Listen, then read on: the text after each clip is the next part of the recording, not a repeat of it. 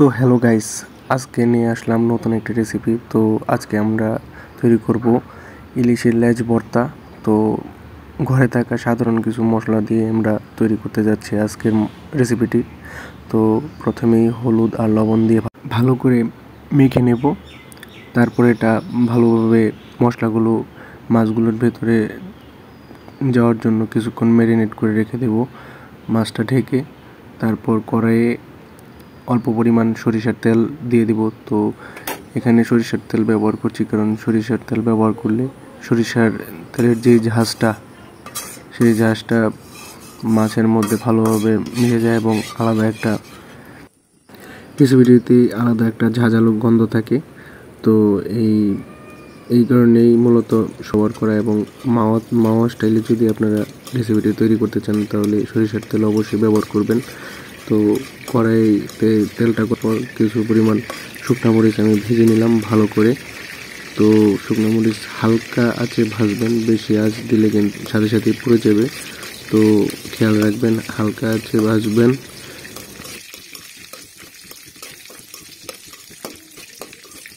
কিছুক্ষণ ভাজার পর আমার মরিচ ভাজাটা সম্পূর্ণ হয়ে গেছে। তো এখন নামিয়ে নেব প্লেটে।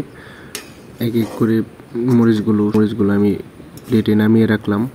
পরবর্তীতে ভর্তাটা মাখার জন্য কাজে লাগবে এই মরিচটা। তো এখন ম্যারিনেট করে রাখা সেই মাছগুলো দিয়ে দেব কড়াইয়ে একে একে করে। তো আমি মূলত 4টা মাছের লেজ নিয়েছিলাম, তো অল্প পরিমাণে পরিবারের সবার জন্য। তো আমি নতুন নতুন রেসিপি ট্রাই করি। মাছগুলো ঠিক মরিচের মতো হালকা আছে ভাজার চেষ্টা করবেন, বেশি আঁচ দিলে কিন্তু মাছগুলো পুড়ে যাবে। তো হালকা হালকা করে উল্টে দেব যাতে মাছগুলো ভালোভাবে ভাজা হয়।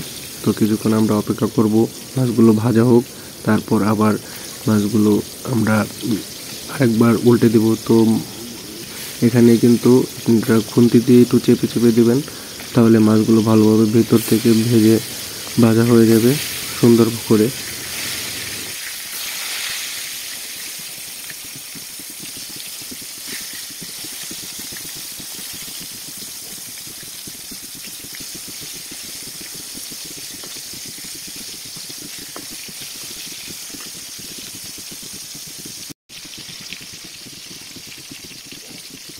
মাছগুলো কিন্তু খুব সুন্দরভাবে ভাজা হয়ে গেছে আমার।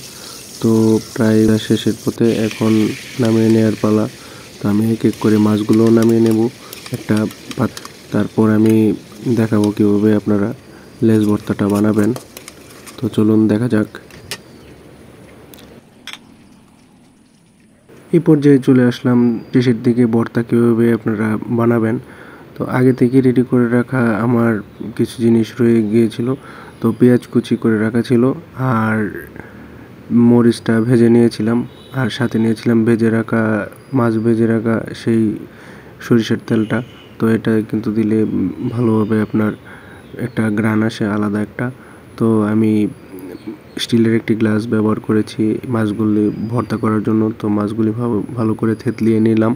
তারপরে এতে মাঝে থাকা কাঁটাগুলো এক এক করে বেছে নিয়েছিলাম। তার কারণে কিন্তু ভর্তাতে তেমন পরিমাণ কাঁটা পাওয়া যায় নাই। তো ভালোভাবে আপনারা কাঁটা বেছে নেবেন। এই ভর্তাটা মূলত আমি অনেক দিন আগেই বানিয়েছিলাম, কিন্তু সময় স্বল্পতার কারণে ভিডিওটি আমি প্রকাশ করতে পারি নাই বা আপলোড দিতে পারি নাই আপনাদের মাঝে। তো এখন সময় পেয়ে এই ভিডিওটি একটু এডিটিং করে তারপর আপনাদের মাঝে তুলে ধরলাম। তো আপনারাও এভাবে ট্রাই করবেন বাড়িতে। তো সহজ কিছু জিনিস দিয়ে কিন্তু আপনারা মাওয়া স্টাইলে এই ইলিশের লেজ ভর্তাটি ট্রাই করতে পারবেন বাড়িতেই। তো দেখুন, ভালোভাবে আমি কাঁটাগুলো বেছে নিয়েছিলাম। তারপর এক এক করে দিয়ে দেব আপনার পেঁয়াজ কুচি, মরিচ গুঁড়ো করে দিচ্ছি এখন শুকনো মরিচগুলো। তো মরিচগুলো এভাবে ভেঙে নিচ্ছি, তারপর দিয়ে দিচ্ছি পেঁয়াজ কুচি।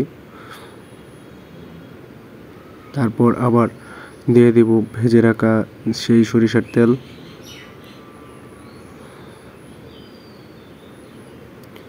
তারপর ভালো করে পুরো মিশ্রণটি মেখে নেব।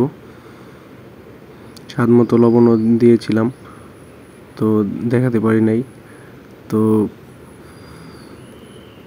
ভালোভাবে মিশ্রণটি মেখে আবার আমি স্টিলের গ্লাস দিয়ে চেপে চেপে যাতে করে পুরো মশলাটা পুরো মাছে লেগে যায় এবং পেঁয়াজগুলো মরিচগুলো ভালোভাবে মাছের সাথে মিশে যায় সেভাবে মাখার চেষ্টা করলাম। তো রেডি হয়ে গেল আমাদের ইলিশ মাছের লেজ ভর্তা।